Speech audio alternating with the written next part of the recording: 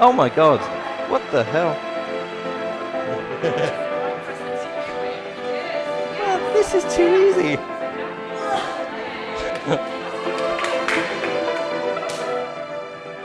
at this.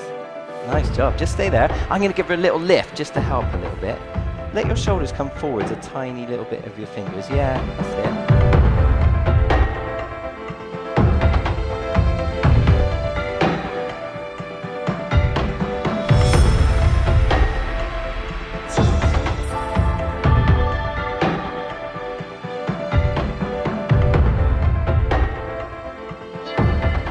If you're in a handstand, anytime your body weight comes to the front of your body, that requires even more open shoulders, and that's quite difficult. If you've got tight shoulders, that's difficult.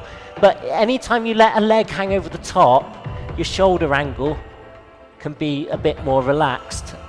And if you've got tight shoulders, that's going to be a bit easier. So that's why these kind of shapes are easier for a lot of people. Does that make sense?